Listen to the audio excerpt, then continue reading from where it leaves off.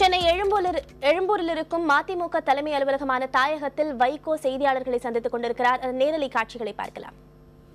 Tea கடை வச்சிருக்கிறவன், tailor, பெட்டி கடை வச்சிருக்கவன் எங்க பொதுக்குழு உறுப்பினர். 1 லட்சத்தை கண்ணார ஒரு நாளும் பார்க்காத குடும்பங்கள். இந்த கட்சி உயிரோடு இருக்கிற அவங்களால தான், என்னால இல்லை. 1360 பேர்கிட்ட வீடியோ பண்ணி, எனக்கு எலெக்ஷன் கமிஷன்ல லீகல் அட்வைசர் என் பெஸ்ட் ஃப்ரெண்டு, அவர்கிட்ட போய் யோசனை கேட்டேன். வீடியோ பண்ணிருங்க, ரெக்கார்டு ஒவ்வொருத்தரையும் வீடியோ பண்ணி நான் வைகோ தலைமையில இருக்கிறேன்னு வீடியோ பண்ணிட்டு அவங்ககிட்ட அஃபிடவிட் வாங்குங்க வித் வீடியோ எவிடன்ஸ். அப்ப 1360 பேர்கிட்ட வீடியோ எவிடன்ஸ் பண்ணி பொதுக்குழுவை கூட்டி சென்னையில் அவங்க கிட்ட ரெக்கார்டு வாங்கிட்டு இதை கொண்டு போய் நான் தாக்கல் பண்ணேன்.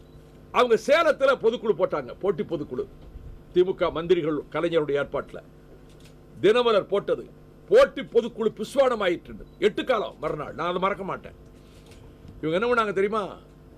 1370 1430 பொதுக்குழு உறுப்பினர்களில் 700 பொதுக்குழு உறுப்பினர்கள் அவங்களுக்கு இருக்கிறதாக போர்ஜரி கையெழுத்துக்களை போட்டு அதே எலெக்ஷன் கமிஷன் கொண்டாந்து ரெக்கார்டை போட்டாங்க.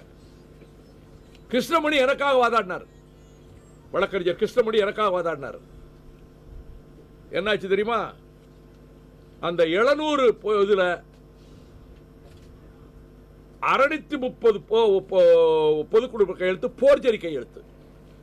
இது ப்ரூவ் பண்ணிட்டேன். டெல்லியில இருந்து போலீஸ் வந்து இந்த போர்ஜரி போட்டவங்களை எல்லாம் விசாரணை பண்ணிருச்சு. போர்ஜரி போட்டவங்க இல்ல, இப்ப சகோதரர் இருக்காரு, இவர் பேர் பொதுக்குழு இருக்கும், இவர் பேர் கையெழுத்து போர்ஜரி போட்டிருப்பாங்க. ராமகிருஷ்ணன் வந்து கேட்பாங்க போலீஸ், நான் கையெழுத்து போடலது, நான் வைகோக்கு தான் போட்டேன். இது வந்து டெல்லி போலீஸ் வந்து ரெக்கார்டு பதிவு பண்ணிட்டு போய், நான் புகார் கொடுக்கல, எலெக்ஷன் கமிஷன் புகார் கொடுத்தது, கோபால்சாமி புகார் கொடுத்தாரு. இப்ப டெல்லியில அந்த கேஸ் பெண்டிங்ல இருக்கு. அநேகமா செஞ்சி ராமச்சந்திரன் ஜெயிலுக்கு போக வாய்ப்பு இருக்கு. இந்த செஞ்சி ராமச்சந்திரனுக்கும் எல் கணேசனுக்கும் ஒரே நாள்ல 75 லட்சம் 75க்கு இவங்க இடம் வாங்கி பிளாட் வாங்கினதுக்கு ரிஜிஸ்டர் ஆபீஸ் காப்பி நான் வச்சிருக்கேன். இன்னைக்கு வரைக்கும் சொல்லியிருக்கேனா? அப்ப வாங்கினது எத்தனை கோடி? எல் கணேசனுக்கு செஞ்சி ராமச்சந்திரனுக்கும் பிளாட் வாங்கினது ஒரே வாரத்துக்குள்ள 75 லட்சம் வாங்கினது எத்தனை கோடி இருக்குன்னு பார்த்துக்கிடுங்க. ஒவ்வொரு பொதுக்குழு உறுப்பினருக்கு 5 லட்சம் கொடுக்கணும்னாங்களே, அதை விட 2Gல இப்ப ஏகப்பட்ட கோடி வந்து சேர்ந்துருக்கு. நான் சொல்றது 2006 2G, அதுக்கு பிறகுதான். இப்ப ஒரு கிட்டத்தட்ட 50 லட்சம், ஒரு 1,76,000 கோடியில் 1,50,000 கோடி அவங்ககிட்ட இருக்கு. இதன் பிறகு இந்த இதன் பிறகு நான் வந்து இந்த கட்சியை காப்பாத்திட்டேன். இந்த கட்சியை கைப்பற்றணும்னு எல் கணேசன் செஞ்சி ராமச்சந்திரன் விட்டு மாவட்ட செயலாளர் கூட்டத்தை அன்னைக்கு உள்ள வருவோம்னு சொல்லி அவங்க சொன்னாங்க. இந்த ஆபீஸ்க்குள்ள நான் ராத்திரி எல்லாம் மேல கேமரா பொதுத்துறேன். போலீஸ் வந்து சுடுவான். ஜெயலலிதா வந்து தான் எம்ஜிஆருடைய உண்மையான அதிமுக சொன்னப்ப ஜானகியை ஆதரிக்கிறதுக்காக ஆற்காடு ரோட்ல இருக்கக்கூடிய அதிமுக ஆபீஸ்ல நாவலரும் செஞ்சு ஜெயலலிதாவும் எங்க ஆபீஸுக்கு போனப்ப பூட்டு போட்டு 145 செக்ஷன்ல 144க்கு பதிலாக 145 போட்டு நாவலரை அடிச்சாங்க. லத்தி கம்பால ஜெயலலிதாவை அடிச்சாங்க.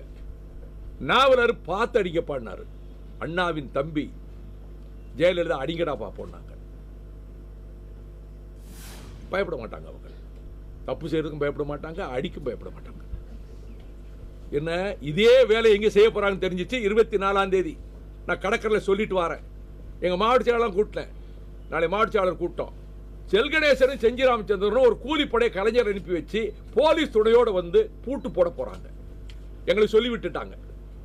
தென் மாவட்டங்களில் உள்ளவங்க உசுரா இருப்பாங்க. அண்ணே எங்களை கூப்பிட்டாங்க, நாளைக்கு ஏதோ கலகம் வருதான், தாயகத்துக்கு கூப்பிட்டாங்க, இவ்வளவு பணம் கொடுக்குறோன்னு, நாங்கள் வரமாட்டோம், எச்சரிக்கையா இருங்கன்ட்டாங்க. நான் உடனே எல்லா மாவட்டத்திலே ஆட்களை திரட்டி 5000 பேர் திரட்டிட்டோம். நான் என்ன செஞ்சேன் தெரியுமா? வீட்டுக்கு போகல, இங்கே தான் இருந்தேன். பெரிய இரும்பு சங்கிலியில் கொண்டாந்து பூட்டு 2 கேட்டுக்கும் போட்டுட்டு எல்லா மாவட்ட செயலரும் உள்ள வர சொல்லி விடிய காலம் சேரை போட்டு உட்கார்ந்துட்டோம். நான் தலையில தலப்பா கட்டிட்டேன். என்ன சொன்னேன்னா, அன்னைக்கு கிறிஸ்துமஸ், அண்ணா சிலைக்கு முன்னாடி இருந்து சொன்னேன், இந்த அலுவலகத்தை கைப்பற்ற திமுகவின் தூண்டுதலில் எல் கணேசன் செஞ்சி ராமச்சந்திரன் வரப்போகிறார்கள். அதிமுக ஆபீஸை கைப்பற்றியதை போல இதை கைப்பற்ற நினைக்கிறார்கள். நான் பத்திரிகையாளர்கள் கொண்டு சொல்லுகிறேன் சொல்லிட்டு, எங்கள் ரத்தம் சிந்தினாலும் எங்கள் உயிர் போனாலும் குருவி கூடு கட்டுற மாதிரி நாங்கள் இந்த கட்சி கட்டுறதை வச்சிட்டு இருக்கோம். செத்து போமே தவிர உள்ள விட மாட்டோம்.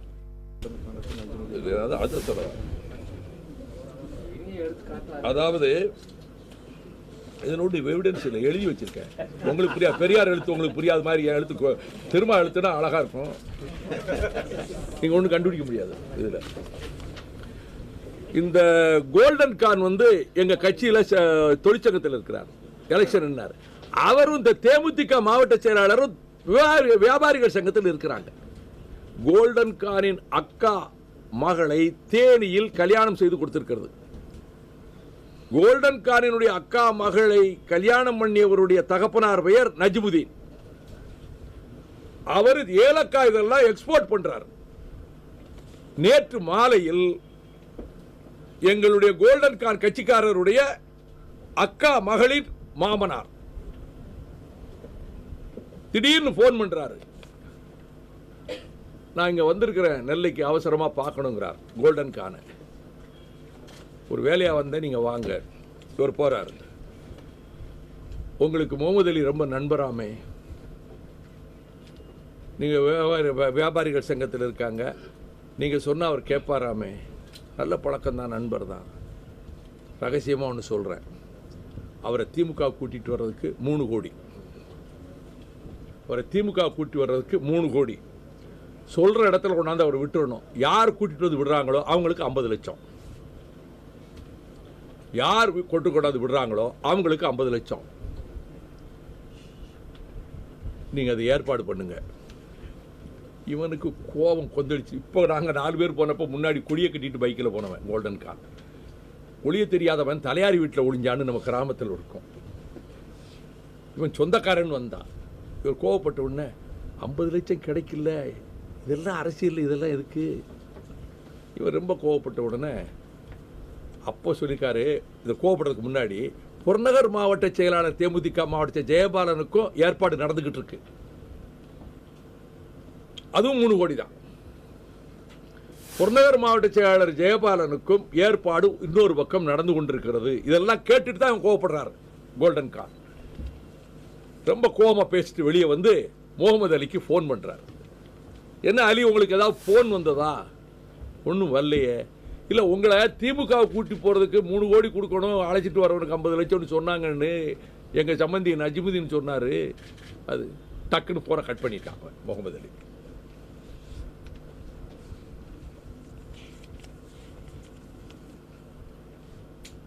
அதாவது தமிழக அரசியல் எவ்வளவு கெட்டு போச்சுன்னு பாருங்க. அண்ணா திமுகவும் இதே தொழில் தான். எம்எல்ஏக்களை வந்து பணம் கொடுத்து கூப்பிடுறது, அடுத்த தடவை உனக்கு எம்எல்ஏ சீட்டு கொடுக்குறேங்கிறது, உன்னை மந்திரியாக்கு, மைப்பா பாண்டியராஜனை மந்திரியாக்குன்னு கூட்டி போனாங்க தேமுதிகவில் இருந்து. அவர் இன்னைக்கு மறுக்கலாம், அவர் நல்ல மனுஷன்தான், நல்ல பெரிய அளவில் பிஸ்னஸ் லைனில் உள்ளவர் தான். அவர் பணத்துக்காக போகல, அவருக்கு இருக்க பணம் கோடீஸ்வரர். அவர் ஆசைவார்த்தை காட்டுறது, பணத்தை கொடுக்கறது, கட்சி விட்டு வாங்குறது.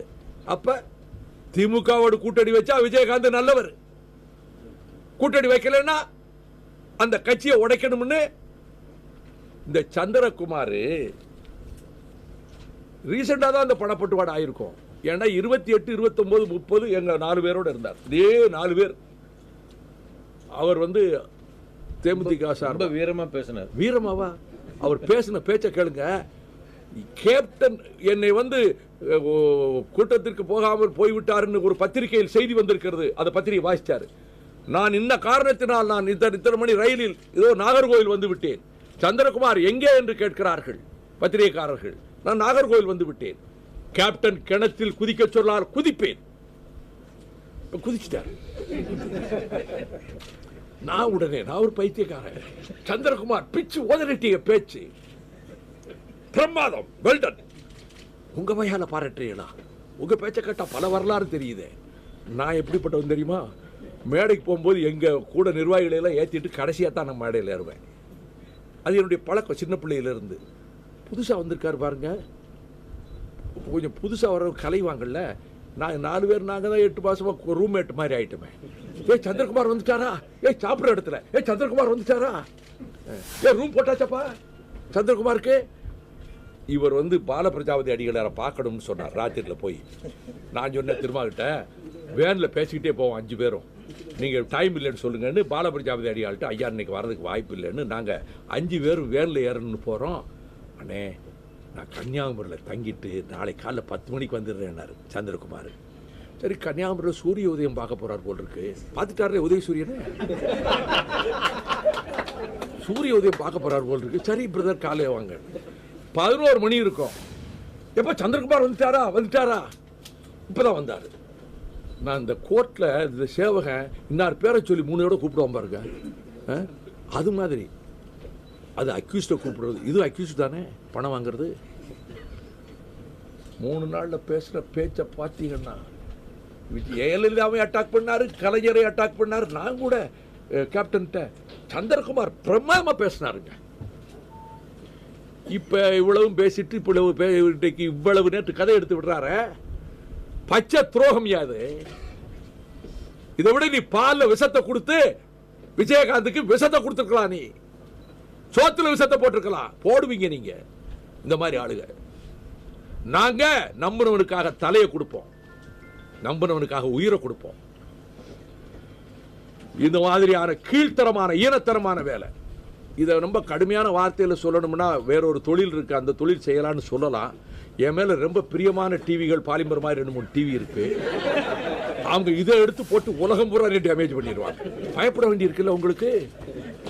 நான் இதை விட இன்னொரு தொழில் பண்ணலாமேன்னு கேட்டுடலாம். அது என்ன தொழில்னு சொல்றாங்க? தறி நெசவா இருக்கும், உழுகிறதா இருக்கும், உழவு செய்யறதா இருக்கும், பிசினஸ் பண்றதா இருக்கும். வேற ஒரு தொழில், உலகம் பூரா பிரசித்தி பெற்று ஆதிமனிதன் காலத்தில் இருக்கிற ஒரு தொழில், அதை சட்டபூர்வமாக்க வேண்டும் என்று பல பேர் கேட்டுக் கொண்டிருக்கிறார்கள். அந்த தொழிலை செய்யலாம் இவங்க. கலைஞரும் செய்யலாம், இவங்களும் செய்யலாம். நான் ஒன்றும் தப்பா சொல்லுவேங்க.